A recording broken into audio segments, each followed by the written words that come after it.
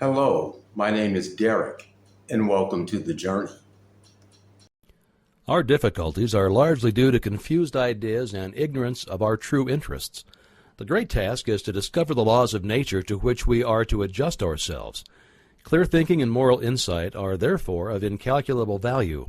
All processes, even those of thought, rest on solid foundations. The keener the sensibilities, the more acute the judgment. The more delicate the taste, the more refined the moral feelings. The more subtle the intelligence, the loftier the aspiration. The purer and more intense are the gratifications which existence yields. Hence it is that the study of the best that has been thought in the world gives supreme pleasure. The powers, uses, and possibilities of the mind under the new interpretations are incomparably more wonderful than the most extravagant accomplishment or even dreams of material progress.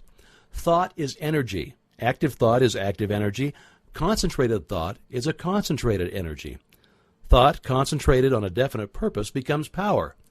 This is the power which is being used by those who do not believe in the virtue of poverty or the beauty of self-denial. They perceive that this is the talk of weaklings. The ability to receive and manifest this power depends upon the ability to recognize the infinite energy ever dwelling in man, constantly creating and recreating his body and mind, and ready at any moment to manifest through him in any needful manner. In exact proportion to the recognition of this truth will be the manifestation in the outer life of the individual. Chapter 2. The operations of the mind are produced by two parallel modes of activity, the one conscious and the other subconscious.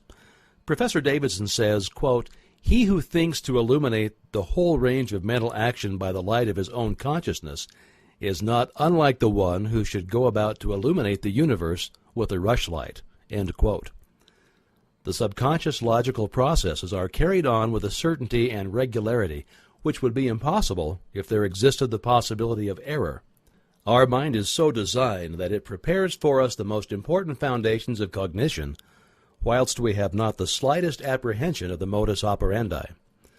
The subconscious soul, like a benevolent stranger, works and makes provisions for our benefit, pouring only the mature fruit into our lap.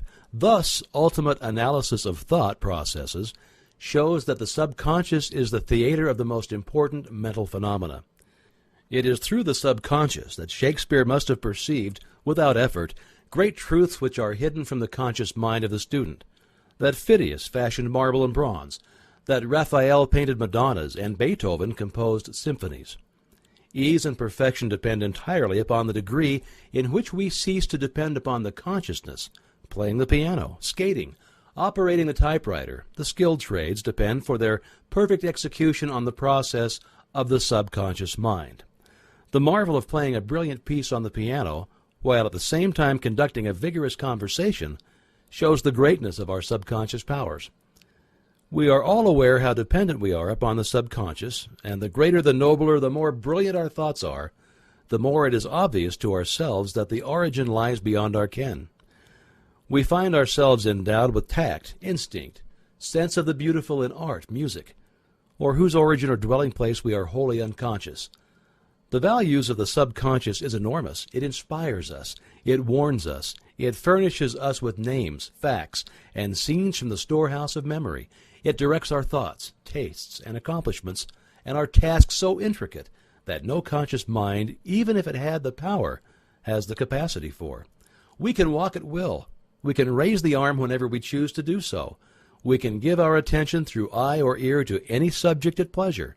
On the other hand, we cannot stop our heartbeats, nor the circulation of the blood, nor the growth of the stature, nor the formation of nerve and muscle tissue, nor the building of the bones, nor many other important vital processes. If we compare these two sets of action, the one decreed by the will of the moment and the other proceeding in majestic, rhythmic course, subject to no vacillation, but constant at every moment, we stand in awe of the latter, and we ask to have the mystery explained.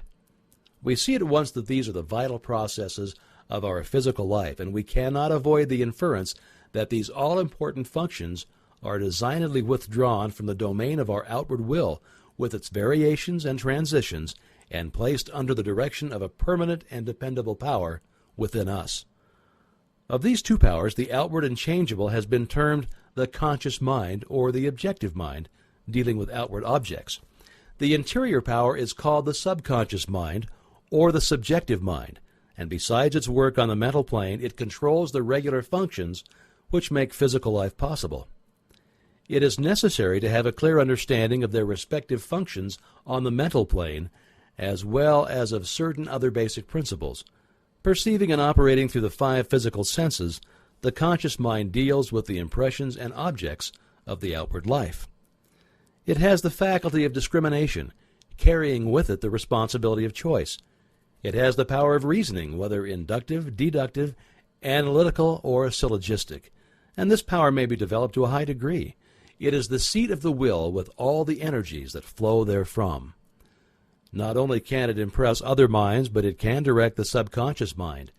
In this way, the conscious mind becomes the responsible ruler and guardian of the subconscious mind. It is this high function which can completely reverse conditions in your life. It is often true that conditions of fear, worry, poverty, disease, inharmony, and evils of all kinds dominate us by reason of false suggestions accepted by the unguarded subconscious mind. All this the trained conscious mind can entirely prevent by its vigilant, protective action. It may properly be called the watchman at the gate of the great subconscious domain. One writer has expressed the chief distinction between the 2 phases of mind thus, quote, "Conscious mind is reasoning will. Subconscious mind is instinctive desire, the result of past reasoning will." End quote. The subconscious mind draws just and accurate inferences from premises furnished from outside sources. Where the premise is true, the subconscious mind reaches a faultless conclusion. But where the premise or suggestion is an error, the whole structure falls. The subconscious mind does not engage in the process of proving. It relies upon the conscious mind, the watchman at the gate, to guard it from the mistaken impressions. Receiving any suggestion as true, the subconscious mind at once proceeds to act thereon in the whole domain of its tremendous field of work. The conscious mind can suggest either truth or error. If the latter, it is at the cost of wide-reaching peril to the whole being. The conscious mind ought to be on duty during every waking hour. When the watchman is off guard, or when its calm judgment is suspended under a variety of circumstances, then the subconscious mind is unguarded and left open to suggestion from all sources. During the wild excitement of panic, or during the height of anger, or the impulses of the irresponsible mob, or at any other time of unrestrained passion, the conditions are most dangerous. The subconscious mind is then open to the suggestion of fear, hatred, selfishness, greed, self-deprecation, and other negative forces derived from surrounding persons or circumstances. The result is usually unwholesome in the extreme, with effects that may endure to distress it for a long time. Hence the great importance of guarding the subconscious mind from false impressions. The subconscious mind perceives by intuition. Hence its processes are rapid. It does not wait for the slow methods of conscious reasoning. In fact, it cannot employ them. The subconscious mind never sleeps, never rests, any more than does your heart or your blood. It has been found that by plainly stating to the subconscious mind certain specific things to be accomplished, forces are set in operation that lead to the result desired. Here, then, is a source of power which places us in touch with omnipotence.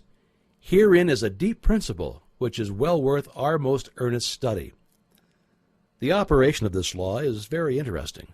Those who put it into operation find that when they go out to meet the person with whom they anticipate a difficult interview, something has been there before them and dissolved the supposed differences. Everything is changed. All is harmonious. They find that when some difficult business problem presents itself, they can afford to make delay, and something suggests the proper solution. Everything is properly arranged. In fact, those who have learned to trust the subconscious find that they have infinite resources at their command. The subconscious mind is the seat of our principles and our aspirations. It is the fount of our artistic and altruistic ideals. These instincts can only be overthrown by an elaborate and gradual process of undermining the innate principles. The subconscious mind cannot argue controversially. Hence, if it has accepted wrong suggestions, The sure method of overcoming them is by the use of a strong countersuggestion, frequently repeated, which the mind must accept, thus eventually forming new and healthy habits of thought and life.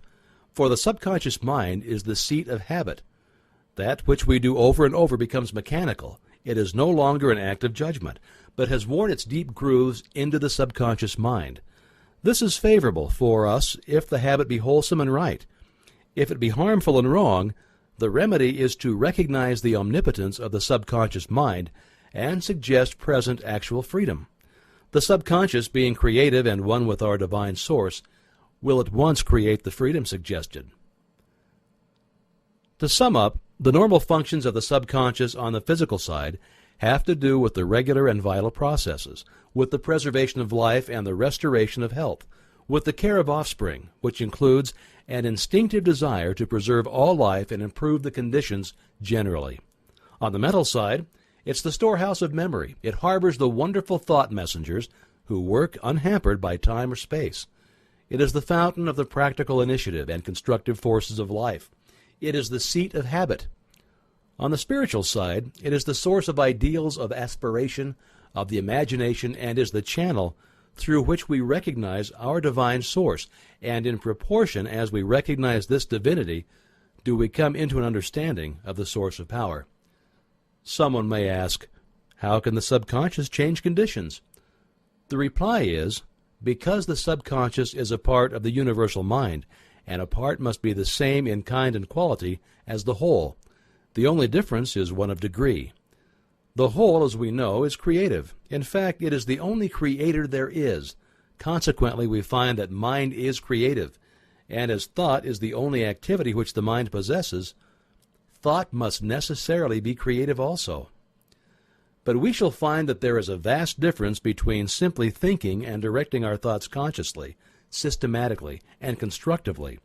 When we do this, we place our mind in harmony with the universal mind. We come in tune with the infinite. We set in operation the mightiest force in existence, the creative power of the universal mind. This, as in everything else, is governed by natural law, and this law is the law of attraction, which is that mind is creative and will automatically correlate with its object and bring it into manifestation. Now, last time I gave you an exercise for the purpose of securing control of the physical body. If you've accomplished this, you are ready to advance. This time, you'll begin to control your thought. Always take the same room, the same chair, and the same position, if possible. In some cases, it is not convenient to take the same room. In this case, simply make the best use of such conditions as may be available. Now be perfectly still as before, but inhibit all thought. This will give you control over all thoughts of care, worry, and fear, and will enable you to entertain only the kind of thoughts that you desire. Continue this exercise until you gain complete mastery. You'll not be able to do this for more than a few moments at a time, but the exercise is valuable because it will be a very practical demonstration of the great number of thoughts which are constantly trying to gain access into your mental world. Next time you'll receive instructions for an exercise which may be a little more interesting, but it is necessary that you master this one first. This concludes Chapter 2 of Training the Mind. If you like this series of videos, come back next week. We'll have another video. In the meantime, you have a good day, unless you made plans to have a bad day.